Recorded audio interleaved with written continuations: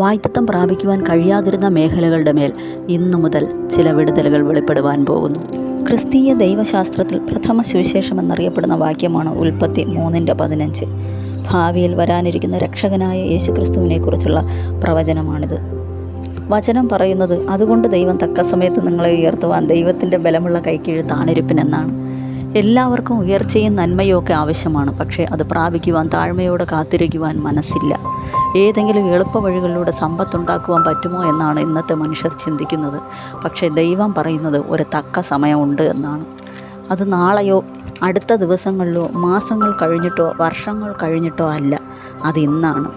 ഇന്ന് എനിക്ക് നന്മ പ്രാപിക്കണം, ഇന്നെൻ്റെ വാഗ്ദത്തം നിറവേറണം, ഇന്നെൻ്റെ പ്രശ്നത്തിന് പരിഹാരം കാണണം, ഇന്നെൻ്റെ ബന്ധനങ്ങൾ അഴിയപ്പെടണം എന്ന് ആരാണോ വിശ്വാസത്തോടെ പ്രാർത്ഥിക്കുവാൻ തയ്യാറാകുന്നത് അവർക്ക് ഈ നിമിഷം മുതൽ വിടുതൽ ഉറപ്പായും സംഭവിക്കും. വേദപുസ്തകം പഠിക്കുമ്പോൾ തക്ക സമയത്ത് പ്രാപിക്കേണ്ട അനുഗ്രഹങ്ങൾ ലഭ്യമാകേണ്ടവർക്ക് ചില യോഗ്യതകൾ ഉള്ളതായി കാണപ്പെടുന്നു.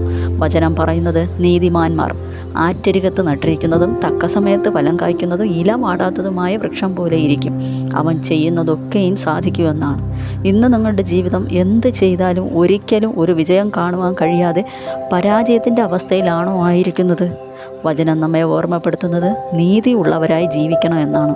നീതിയുള്ളവരാകണമെങ്കിൽ ഹൃദയം ശുദ്ധമാകണം, ഉള്ളിലുള്ള അശുദ്ധിയെല്ലാം കഴുകി വെടുപ്പാക്കണം.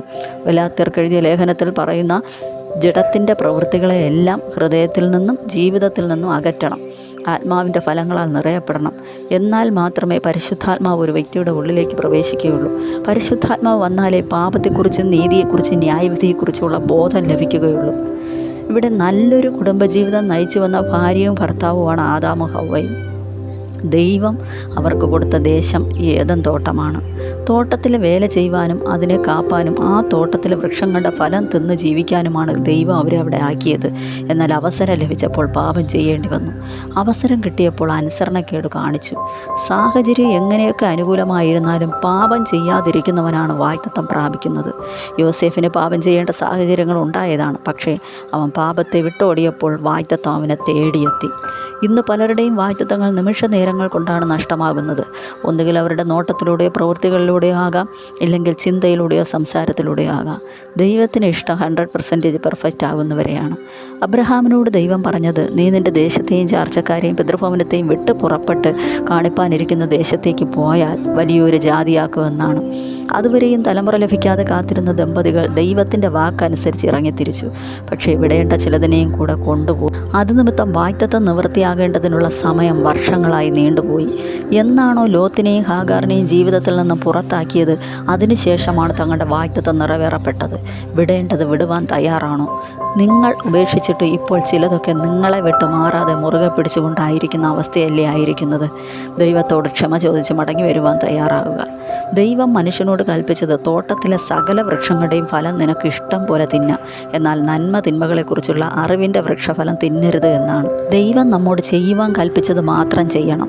ചെയ്യരുതെന്ന് പറയുന്നതിനെ ചെയ്താൽ എന്ത് സംഭവിക്കും എന്ന് ടെസ്റ്റ് ചെയ്യാൻ ശ്രമിക്കുന്നത് കൊണ്ടാണ് പലരും ഇപ്പോൾ മരണത്തിൻ്റെ വക്കിൽ വരെ എത്തി നിൽക്കുന്നത്.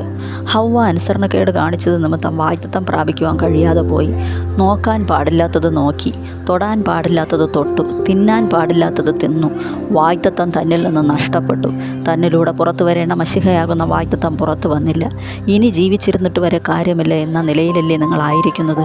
ഇതുവരെയും ഓടിയതും അധ്വാനിച്ചതും ഒക്കെ ഒറ്റ നിമിഷം കൊണ്ടല്ലേ കാറ്റിൽ പറത്തിയതുപോലെ ആയത്? ആരാണോ മടങ്ങി വരുവാൻ തയ്യാറാകുന്നത്, മടങ്ങി വരുന്നവർക്ക് അബ്രഹാമിന് താമസിച്ചായാലും വാഗ്ദത്തം നിറവേറപ്പെട്ടതുപോലെ വാഗ്ദത്തം നിറവേറപ്പെടും. പക്ഷേ തട്ടിത്തെറിപ്പിച്ച് കളയുന്നവർക്ക് ഹവ്വായെ പോലെ വാഗ്ദത്തം നഷ്ടപ്പെടും. തോട്ടത്തിൽ നിന്നും പുറത്താക്കപ്പെട്ടാൽ നന്മയൊന്നും പിന്നെ ജീവിതത്തിൽ ഉണ്ടാവുകയില്ല. കഷ്ടതയോടെ ഉപജീവനം കഴിക്കേണ്ടി വരും. തോട്ടത്തിൽ നിന്ന് അതുവരെയും റെഡിമെയ്ഡ് ഭക്ഷണം കഴിച്ച അവർക്ക് പിന്നെ മുതൽ നിലത്ത് വിത്ത് വിതച്ച് സസ്യം മുളപ്പിച്ച് ഫലം ഉണ്ടാക്കി ഫലം പാകമാകുന്നതുവരെയും വിയർപ്പോടെ കാത്തിരിക്കേണ്ടി വരും. ജീവിതത്തിൽ അനുസരണക്കേട് നിമിത്തമാണ് ശാപം വന്നു കയറുന്നത്. അനുസരണക്കേട് നിമിത്തമാണ് കഷ്ടത ഉടലെടുക്കുന്നത്. പാപം നിമിത്തമാണ് നഷ്ടം ഉണ്ടാകുന്നത്. പാപം നിമിത്തമാണ് മരണം ഉണ്ടാകുന്നത്. മടങ്ങി വരുവാൻ ഇനിയെങ്കിലും മനസ്സുണ്ടോ? നൂറ്റാണ്ടുകൾ കഴിഞ്ഞിട്ടും ഒരു സ്ത്രീക്കും വാഗ്ദത്തമായ മശിഹായെ ഉദരത്തിലേറ്റുകൊള്ളാൻ കഴിയാതിരുന്നപ്പോൾ യെശയ്യാ പ്രവാചകൻ വിളിച്ചു പറയുകയുണ്ടായി, കന്യക ഗർഭിണിയായി ഒരു മകനെ പ്രസവിക്കും, അവൻ ഇമ്മാനുവേൽ എന്ന് പേർ വിളിക്കും. തക്ക സമയമായപ്പോൾ വാഗ്ദത്ത നിവർത്തിക്കായി കാത്തിരുന്ന കന്യകയായ മറിയയ്ക്ക് ആ ഭാഗ്യം ലഭിക്കുകയുണ്ടായി. ഇന്നത്തെ തലമുറകൾ ദൈവത്തെ വിട്ടകന്നും അനുസരണക്കേട് കാണിച്ചും ദൈവിക തേജസ് നഷ്ടമാക്കിയാണ് ആയിരിക്കുന്നതെങ്കിൽ നിങ്ങളോട് പരിശുദ്ധാത്മാവ് പറയുന്നത് നിങ്ങൾ കന്യക ആയിരിക്കണമെന്നാണ്. വചനം വ്യക്തമായി പറയുന്നു, മറിയ എന്ന കന്യക പുരുഷനെ അതുവരെ അറിഞ്ഞിട്ടില്ല എന്നാണ്. അതായത് അവൾ പാപം ചെയ്യാത്തവളായിരുന്നു, എല്ലാ വിധത്തിലും ഒരു കുറവുമില്ലാത്തവളായിരുന്നത് കൊണ്ടാണ് പരിശുദ്ധാത്മാവ് അവളിൽ പ്രവേശിച്ചത്. അവളിൽ മശിഹ ഉൽപ്പാദിപ്പിക്കപ്പെട്ടത് പരിശുദ്ധാത്മാവിനാലാണ്. ആരുടെയൊക്കെ ഉള്ളിൽ പരിശുദ്ധാത്മാവിനെ സ്വീകരിക്കുവാൻ മനസ്സ് കാണിക്കുന്നുവോ അവരൊക്കെ അനുഗ്രഹിക്കപ്പെടുവാൻ പോവുകയാണ്.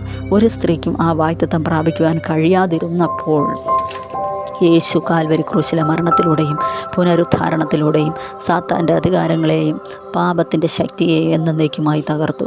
സാത്താൻ്റെ തലയെ തകർത്ത് ക്രിസ്തുവിന് അന്തിമ വിജയം ലഭിക്കുവാനിടയായി. ജനത്തെ പാപങ്ങളിൽ നിന്നും രക്ഷിപ്പാനുള്ള രക്ഷകൻ പരിശുദ്ധാത്മാവിനാൽ മറിയയുടെ ഉള്ളിൽ ഉൽപ്പാദിതമായെങ്കിൽ ഇന്ന് ഈ സന്ദേശം ശ്രമിച്ചുകൊണ്ടിരിക്കുന്ന നിങ്ങളുടെ ജീവിതത്തിലും ചിലത് പരിശുദ്ധാത്മാവിനാൽ മുളയ്ക്കുവാൻ പോകുന്നു. ഈ മറിയയെ പോലെ കന്യകയായി ആരൊക്കെയാണ് കാത്തിരിക്കുവാൻ തയ്യാറാകുന്നത്? നിങ്ങൾ മടങ്ങി വരുവാൻ തയ്യാറാണോ? കളയേണ്ടത് കളയുവാൻ തയ്യാറാണോ? വിടേണ്ടത് വിടുവാൻ തയ്യാറാണോ? ദൈവത്തിന് വേണ്ടാത്തത് നമുക്കും വേണ്ട. കാരണം വാഗ്ദത്തം നമ്മെ മാടി വിളിച്ചുകൊണ്ടിരിക്കുകയാണ്.